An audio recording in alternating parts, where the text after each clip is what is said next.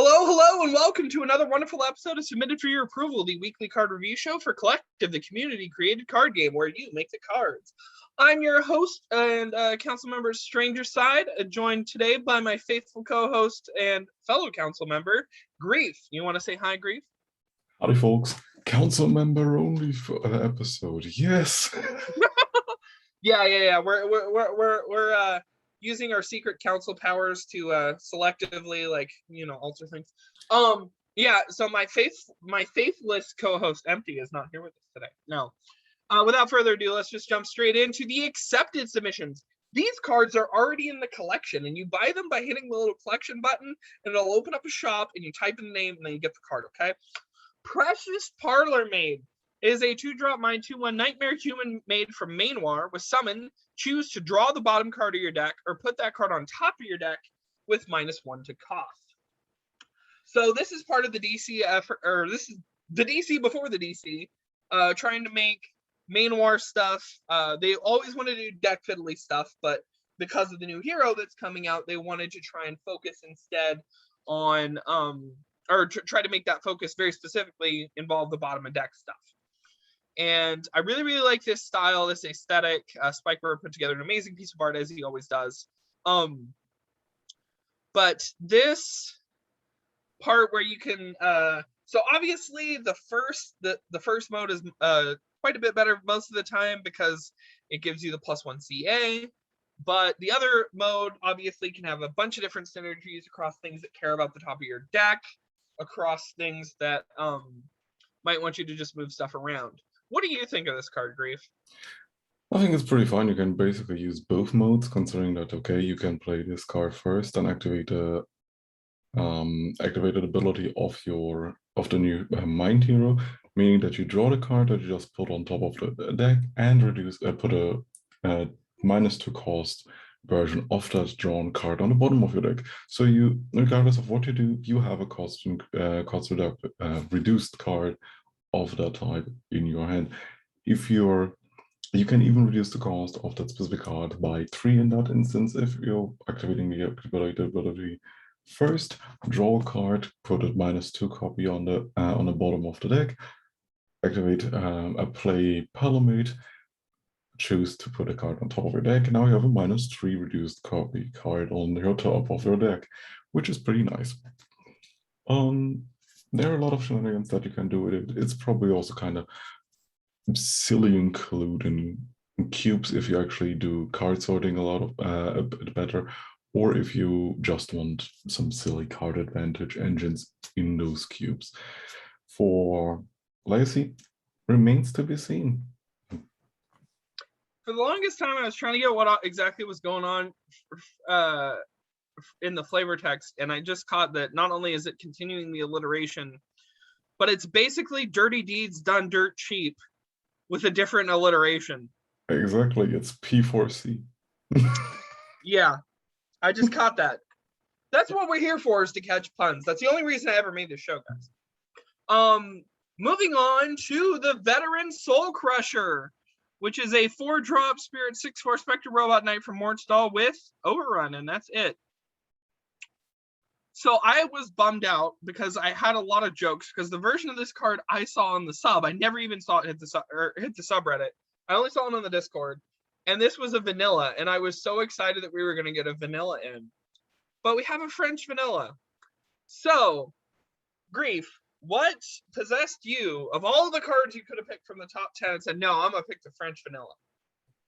First of all, we did a pretty damn good job on covering nearly all cards that got into the game last week. Yeah, we didn't have a lot of picks, to be honest. Which, by the way, I want to make a public statement about that. We are never aiming for that. Our objective is not to pick the cards that got in or that are going to get in. We want to pick the cards that won't get in. But sometimes it just doesn't work out, and we want to pick a good mix, so sometimes, it happens. One of these weeks, we're going to hit a perfect week where the previous week, we called every card. And people will accuse us for actually vote manipulating. Yeah, it'll be horrible. We'll cross that bridge when we get to it. So what were you saying on the card? But yeah, first of all, cool card. If it was a vanilla, holy hell, even I said it, this card would be pretty garbage. At least it's a French vanilla. So we get a little bit of stats. We get 6 attack support for Legacy, if that matters. I don't know, but it's actually pretty cute. We have a French vanilla for rotation. That was also nice. Overall, it's just a cool intro card and decent at that. There are definitely worse French vanillas out there. If this card would have had Leap or Fast or whatever, I would probably laugh it off and assign it to the garbage pile. But as is, it's 6 up attack support and helps out. What was it? One of the specters that discards card from your hand. The Brandisher. Yeah. For that, it's also pretty cool. But yeah, just a nice and pleasant card to have also included into your cube. It's a pretty good card. Yeah, because cubes love stuff like this. Simple, flexible, 3 tribes, really good for cube type builds. I don't know. I think it's really cool. Okay, so moving on to the accepted or the active submissions. These cards that are available for you to vote on the subreddit right now. Starting with WhackAMole.exe is a 3-drop neutral 1/1 malware from nowhere in particular. With when your board is full, banish all copies in play, and entomb, banish this, and create 2 copies in play. I'm gonna guess that actually it would banish your opponent's whack-a-moles if they had whack-a-moles. I think this is an interesting stall card, but of course it didn't do very well both times it was sub, both the current time and the previous week. Obviously, this is actually potentially really abusable with any sort of sack engine, any sort of any sort of just ways to do. There's a lot of different ways you could fiddle with this. Here's my thoughts on the card. I think this design could work. I do think it actually needs tweaking in a way that might seem counterintuitive, and I worry about how that would affect the votes. I think it could maybe use a cost bump because of how exploitable it is. You want this to get out a little later. Of course, we don't have a lot of sack synergies, so in standard, this doesn't really do anything of its own. And I don't know. It's just hard to evaluate. Grief, what do you think of this? It's a pretty bad card. Mm-hmm. I mean, yeah, sure, if you have a sack engine and so on and so forth, you can quote-unquote abuse it, but if you utilize a sack engine on top of this thing, it creates more tokens, yeah, sure, at a point where if you have like 3 sack outlets and this as a, or sack engines, and this as a sack outlet, yeah, sure, you're sacking once, twice, thrice, board is nearly full, the things basically get banished itself. Yeah, okay, you got like 3 triggers over it, or maybe 2, depending on the board size and so on and so forth. Yeah, it doesn't really matter, especially if you're playing an initial cost of 3 for this thing. So you think this could be cheaper, maybe?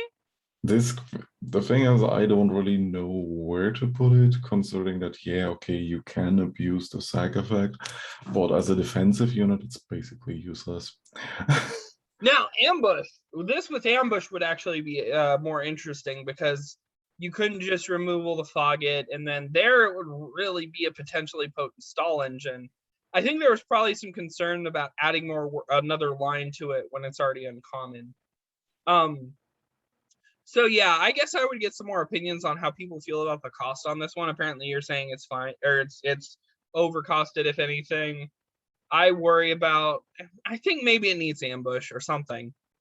But it is tricky to evaluate, and I think that's probably the main thing that's causing it to suffer in the votes. I really liked it. I think the concept is cute and quirky though. And I really replace malware with software, and probably people will like it. Yeah, because people have just been pushing for that, so people are weird. No, so wrong. Hey, don't call the push for software weird. I'm also on that boat, but the thing is more like, okay, not all cards need to be changed into softwares, and it will probably not be the case as well. Or just call all the malware software. Lennar the Allwatcher is a 12-drop neutral 10/10 Nightmare Titan from HPL with banish up to 4 cards from your hand, play a gaze from the respective affinity for each banish. The Honing Gaze gives Ln'ar +2/+2 an award. For the rest of the game before combat, give your units +2/+2. The Summoning Gaze gives Ln'ar +3/+1 an overrun. For the rest of the game before combat, create a Seeker of Ln'ar. Eternal Gaze gives Ln'ar +2/+2 and rebound. For the rest of the game before combat, deal 2 damage to all enemies. And the Concealing Gaze gives Ln'ar +1/+3 and untargetable.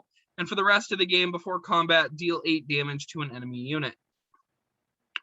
So this is a big, epic 12 drop with things that affect the rest of the game, but requires you to, in addition to paying 12 mana, banish 4 cards and have those cards be all of different affinities.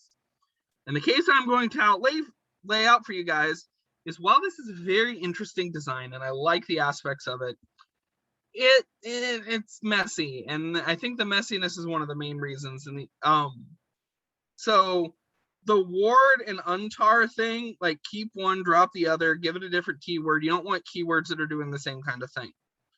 The other thing is, one of those keywords is rebound, which, because the rest of the game effect doesn't care about whether Ln'ar's out or not, that can get dicey. I don't know, but it's already turned 12, so it's either irrelevant because you're winning, or, especially with the other words on that effect, or it's going to let you get it out twice, which is just going to be really gross.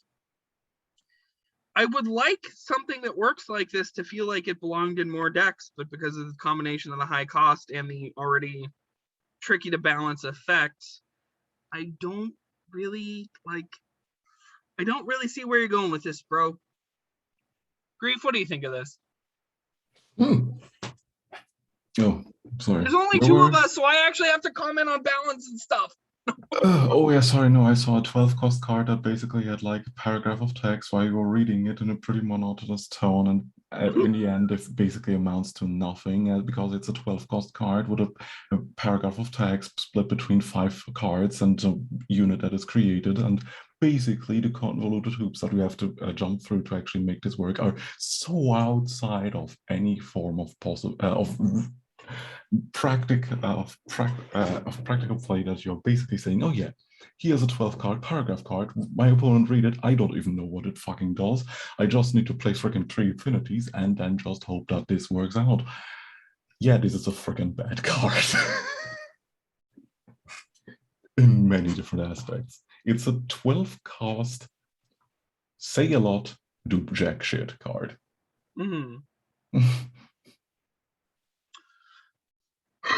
Yeah, so I think the individual modes need a bunch of balancing, and I don't get the appeal. Like, if this were to ever work, it would need to work a couple turns earlier, because you already have to not only pay the 12 mana, but pitch a bunch of cards to it.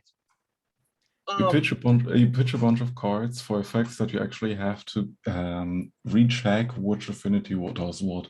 Because, I mean, even if you're playing this card yourself, you're either gunning for only one of these effects.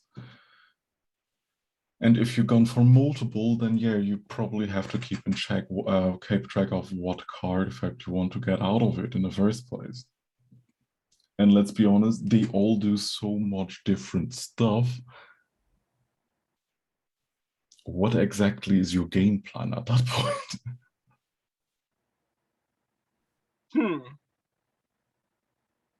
Well, imagine a world where Marie didn't have the banish actions thing. Then you could trigger this thing summon from the graveyard, and then pitch a card and get the Eternal Gaze, and then just replay the Eternal Gaze a bunch of times. Because it actually plays the card, and the cards don't banish themselves. So action recursion. I don't know how to fix this, and it's sad because I really, I think the big eye in this guy's cute.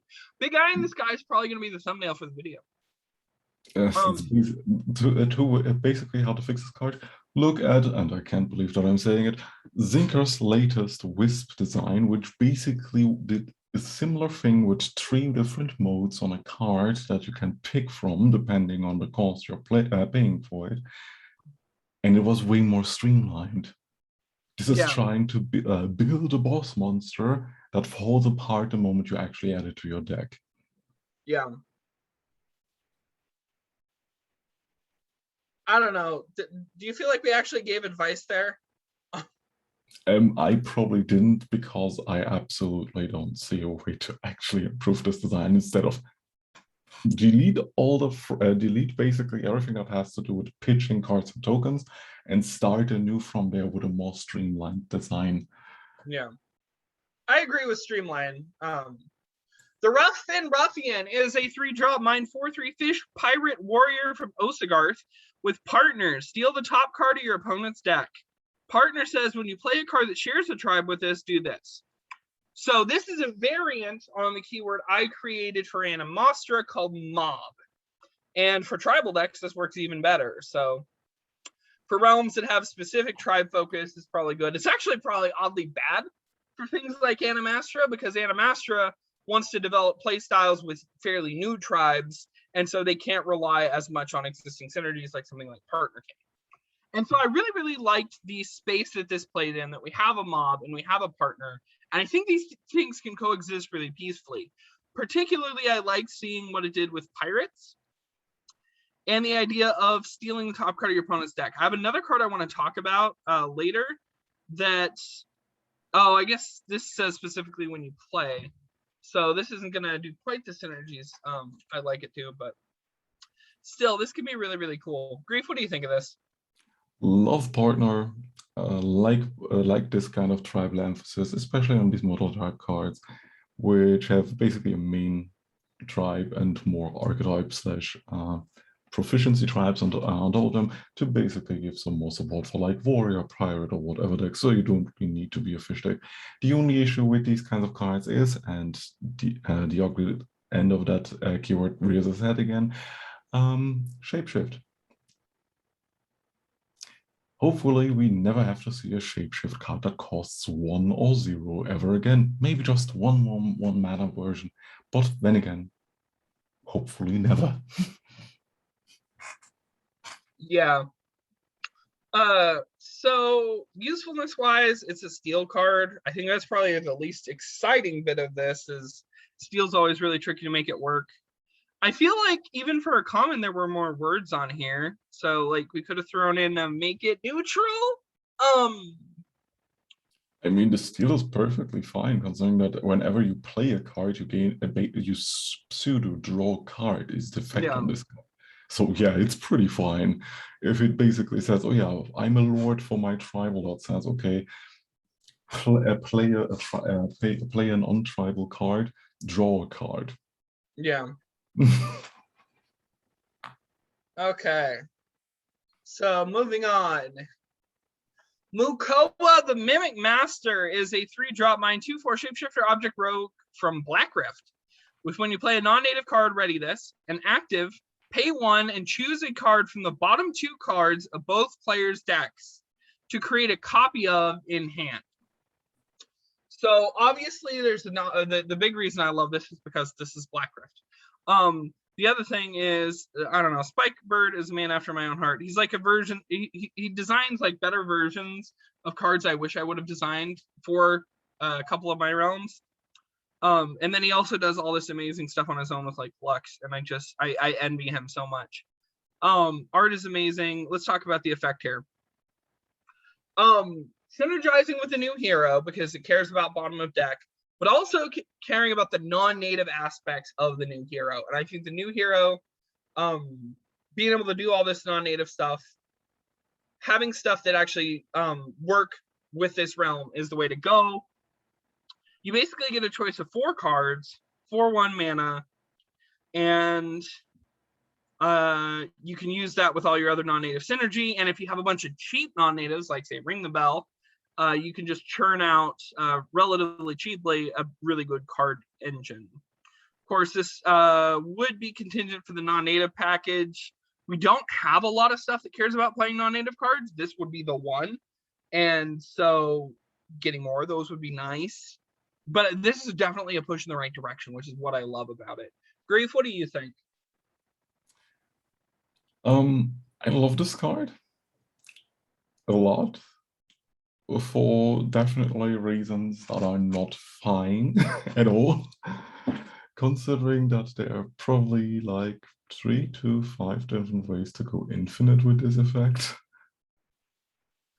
But I'm not going to disclose them on the show because I don't want to nuke the chances of the card getting in. I mean, I could think of a certain card that showed up on that was subject to a recent update proposal that might be one of them. The Vane Movski. Yeah, that's another thing. Wayne Mosky is another issue, but no, Wayne Mosky basically doesn't ready to mimic and pay its cost for it as well, because you have to only basically create copies of anything that could ramp you. By the way, yeah, as an easy out for that. But there are multiple ways to get actually infinite with this kind of effect, which is cool. Especially for Legacy. Yeah, so I don't really have any real criticisms of this. I'm so glad it cares about when you play a non-native card. Like that, just having that text on a card is a big deal to what I would like to see coming from Black Rift. So, because as it's been proven time and time again, Bike knows better than me what goes in that realm. Really does. Okay, the Miecznik. I'm going with Meech Nick. Is a 6-drop mine 2/2 vehicle from Swiatlo with fast, overrun, and vigilant. With entrance, merge all allied pirates to this, give this 1 stock for each, and ready this. And active, deal 1 damage to the opponent for each stock. So I love this on so many levels. First of all, this cares about everything pirates care about. It cares about Saboteur because it has the overrun stuff. And well, it doesn't stock, which was a big push. And I just feel this is from Swiatlo. I feel like this is an insult to everything Osakar has worked for. Oh man, this is so sad. Now that I've read that, I was like, yay, Osagar is finally getting some recognition, Grief. Osagar is finally getting a cool pirate ship, Grief. I'm excited. Maybe we'll care about Osagarth again. And then it's from Swiatlo. Oh man, my heart is broken. Grief, console me. Well, finally we're getting a good stock card again. I guess, yeah.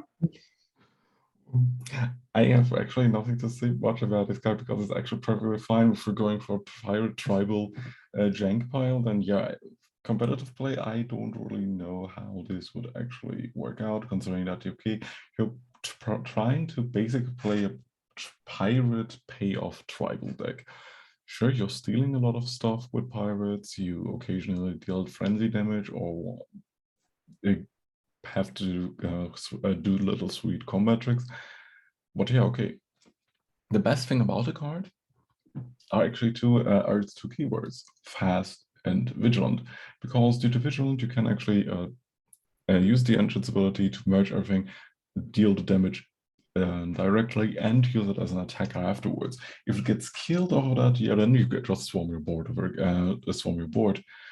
The problem is probably combat in itself, because if this thing doesn't die, you're sacrificing a lot of board against your opponent during the combat phase.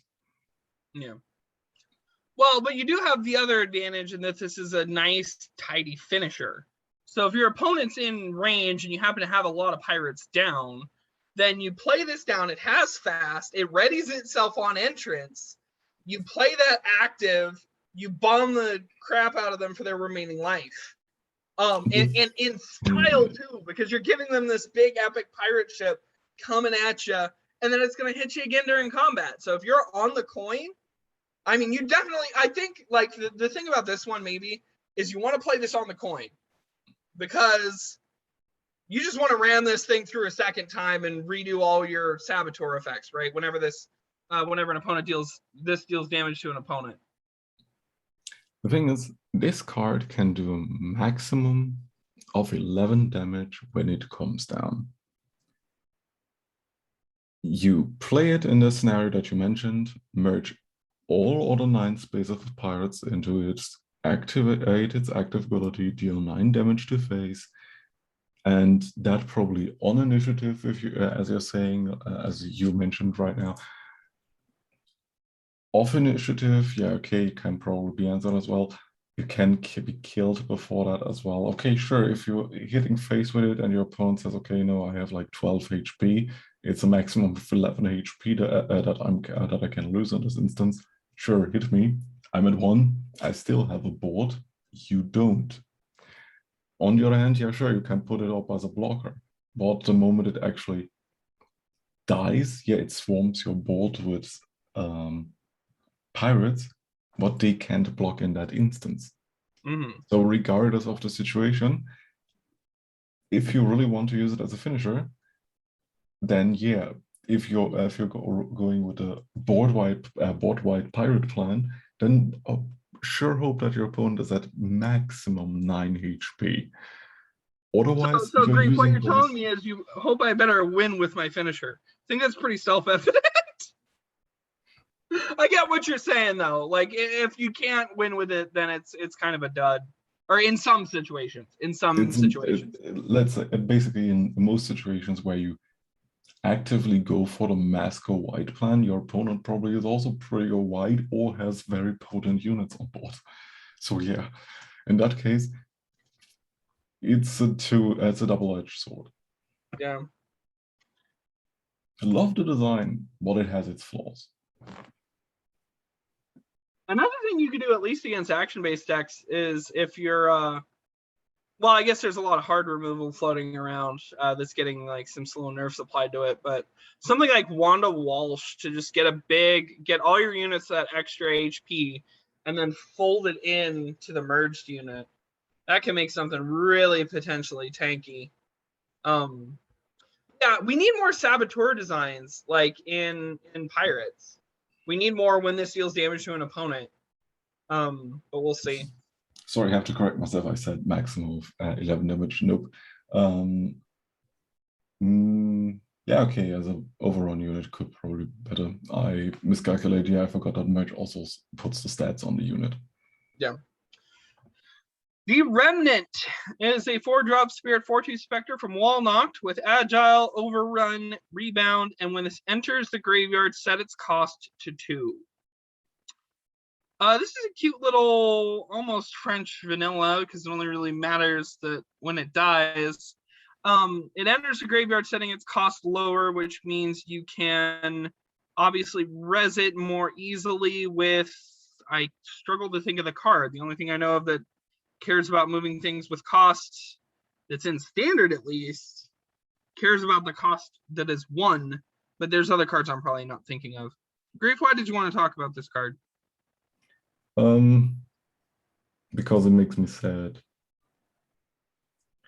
The thing is, I am very much open to any kind of walnut designs and whatever. As long as they have a little bit to do with card movement, I'm fine with it. Issue with this is a very bad card. Like, okay, the problem was I've seen the short the comment history regarding that card, and the suggestion was, and I'm not going to name the person who suggested it, to basically reapply the cost because it should be an inefficient 4-drop, but better than as a 2-drop. And the problem is this is so far below anything that a 4-drop does, that the 2-drop version of it is so damn hilariously bad in that instance where it could be dropped. It doesn't matter anymore. On top of that, sell this to you a different way. Maybe I just care about this because it gives me another card with Rebound that I can discard. That's the next point that I want to say. Okay. The thing with Remnant is, the only way to actually play it is to discard it or pitch it from your hand beforehand, because you never play this card at full. Then the problem is, okay, now you're basically only playing a card to be discarded in your deck for a marginal payoff of being a 2-cost agile overrunner with 4 attack and 2 HP. Yeah, okay, you're playing a bolt on a stick, but only once. This card is losing, funny enough, 8 or so stat points, 6 or so stat points. What? Oh, it's a 4-cost, so it basically is it loses 1, 2, 3, 4 stat points to be a gimmick that you first have to discard. Yeah.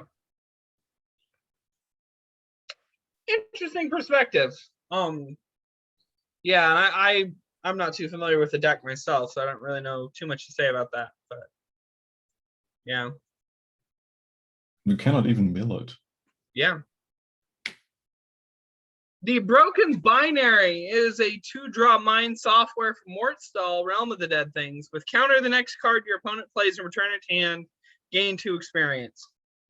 Simple, clean, gets, a little bit of disruption, makes people, I think seeing stuff like this is kind of our like standard for counters, right? Is you have to announce it and it just counters the next thing you play. Seeing cards like this enter the pool is going to be very, very important in the rotation moving onward, because it gives you ways to interact with things that are normally a little bit tricky to interact with, forces people to push their big cost finishers to a later turn.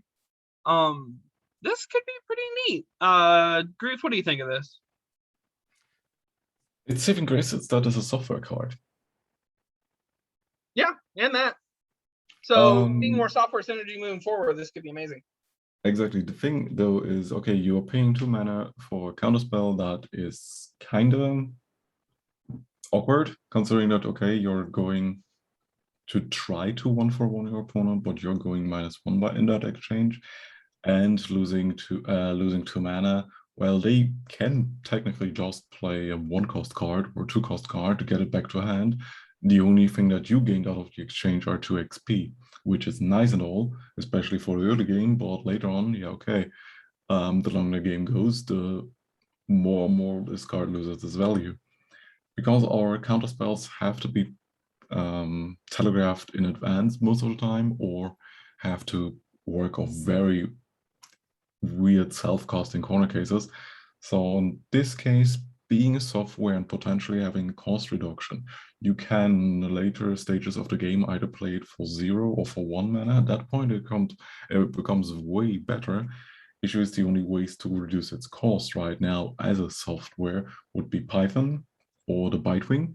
So the other ways is to actually just go with generic action cost reduction, because unlike other counterspells, it's very generic. Unlike other most counterspells, it's very generic, but still just bounces. But I mean, trading 2 mana for 2 XP in certain situations, I guess, could be good. It, like you said, it's very dependent on where in the curve you're at, or where in the game you're at. I don't know. I guess it remains to be seen how effective it would be. Where is it sitting at? 3. So yeah, people are having problems evaluating this, like I am probably. Okie dokie, the Cloud Frog Trainer is a 2-drop neutral 1/1 human arcanist from nowhere in particular. With summon, create an elusive Cloud Frog in play and increase the cost of a random non-token in enemy hand by 1. I like, this is interesting because this increases the cost of non-tokens and the Cloud Frog increases the cost of tokens. And basically just gives you a way to get a cheap little Cloud Frog. There's probably more going on with this, and I probably imagine there's lots of cool legacy shenanigans you could do. So I'm just going to shut up and let you talk. Grief, go. I absolutely adore Cloud Frog because it's because it's a stacks tool that even hits that even hits hero tokens. The thing is actually more that one of the most hilarious things about it is you now are able to play 3 Cloud Frogs with it in a single deck. So any kind of future token-based deck or that relies on creating permo doubloons is getting cucked out of it. Yeah. In all honesty, I love it for it. Most people will probably not, considering it is also an extra taxation card on a stick. Yeah. Depending on that, if you're ever playing a token-based deck or playing a lot of non-native cards that are created in your hand and stuff like that, because they are also counted as tokens, you're getting a hard time against this kind of deck, and it's a very special engine because both pieces are neutral. There is also a very missed opportunity on doing a very obvious tamer style flavor text, or being like, you can't, I choose you. You can't use sploosh or something like that because they're created tokens. Additionally, wording. We had that also with another card before. We don't have to name explicitly that creature or unit tokens or units are created in play. Yeah. That's already implicit. We don't have to say that explicitly. Only if you're saying, okay, basically the wording can be improved and create a elusive cloud frog, increase the cost of a random non-token card in the enemy in your opponent's hand. Because you see that there's certain parts of it pretty text crunch for no reason. It's just if you would just cut the explicit context of the first part. Yeah, that templating thing. Templating always gets people though, and I can understand with Whacka usually not blocking their own cards, where that could potentially be confusing. And we don't know what this is sitting at, so we can't really comment on how it's doing. I think I think it will be probably doing pretty well due to the meme-ish appeal, or the cutesy appeal, similar to, like, what was it called? Sweetest Scent Kodama. Because let's be honest, it's getting the same vibes. Okay, Lumia the Sunchaser is a 2-drop neutral 2/1 insect darkness with summon, scour equal to twice this card's cost, and champion. The total cost of all cards in your deck is 180 or more. So for those of you who don't remember, champion, you can only have one. If you fulfill the criteria, this card gains innate, immortal, and when played, costs +2 mana permanently. So sort of a mix between like companion from MTG, original companion, and commander. So first of all, Space Turtle, like, I want this gal to have a home. She's pretty. I feel like she should have a realm of some kind. I like this card. I love this design. I want to know so much about her. You've created such a compelling character. Go to her write up in lore. I want to know what this card's about. The effect though. So if you have 180 total cost in your deck, that works out to an average of, I think it was like 4 or something like, or wait, let's actually do this. Yeah, like an average of like 4. You have one of two things. You have a really big deck, or you have a deck with a lot of really big cards. So with that said, what do we want in those kind of decks? We want control over what we draw, and this offers it to you. You could scour away cards. If you have a big deck, scour away and filter for the cards that you like. And if you have a big cost card, you could scour around to maybe get some cheaper cost cards in hand. I think, honestly, probably the best thing going for this card is helps Space Turtle's gold deck, because gold decks are always huge, and now he has a means to sort through it. Grief, what do you think of this? In all honesty, this is standards discount version of Hive-Mind Queen. In Legacy, you will play it in Hive-Mind Queen, because why not?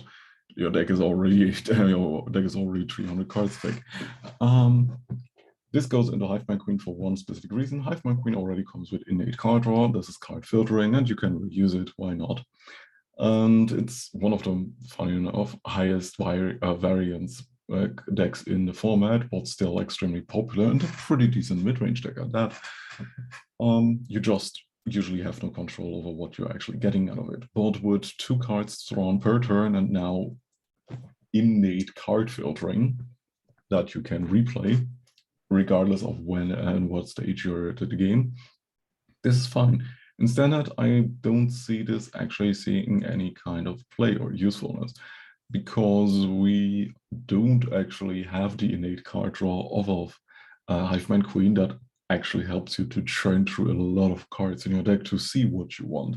This you draw, you have start out in hand at play it at turn 2, see the scour the top 2 cards, and oh yeah, I'm seeing 2 3-cost cards, or none of them I do actually need in this situation, because standard is so fast you need specific answers. Legacy, funny enough, can get away with it because our quantity of lower cost cards with pretty good value and stacks effect and so on and so forth is way higher. Yeah, honestly, I see a lot of what you're saying is we need more value like coming out of this fiddly because of the size of the thing. I have 2 suggestions, one of which is a word I'm just sad that's not on here, and Grief knows because I make this complaint over and over again, and he thinks this complaint's silly. What is this card missing, Grief? Please don't say it. Grief, does this card have wings? Grief, this card doesn't have flying and it has wings. It walks. But it also flies. We don't see it actually airborne, it walks. Yeah, I suppose. It does have this big pretty insect wings, though. The only, I can see what you're saying, that just scouring is maybe not enough, but running it in synergy with Hivemind Queen could be potentially cool. So this is maybe looking for a home, but I'd like to get it into the collection in the meantime so people could build a home around it. Maybe people want Hivemind Queen in the intro set. Maybe. Is that in contention? No. Oh. Not to my knowledge, at least. Okay, final card for the week, folks. The Service Salmon is a 2-drop mine 2/3 fish made from Mainwar. With active, mill the bottom card of your deck. If it's a unit that costs less than this, move it to play. Otherwise, increase this card's cost by 1. So we have here an incredibly slow, incredibly goofy engine that could let you, with synergizing with your hero power, speed it up considerably. Because you can take something, make it cost that's -2 at the bottom, Service Salmon it out. I think probably my only gripe with this is I wish it was also a summon. Otherwise, I think this is a really clean, crisp design. We have big problems with actives in this game. But this is a 2-drop, so it mitigates some of those by being cheap. And I don't know. How do you feel about it, Grief? Standard. Legacy. Cube.